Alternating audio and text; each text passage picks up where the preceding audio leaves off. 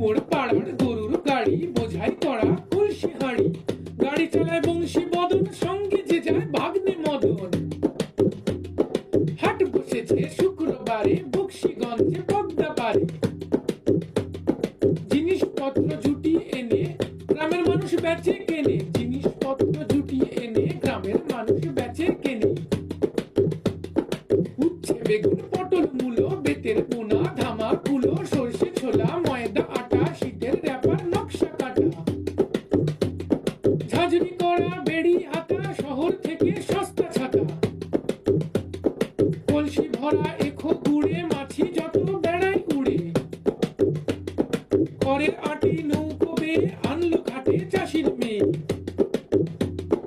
অন্ধকানাই পথের পরে গান শুনিয়ে ভিক্ষে করে,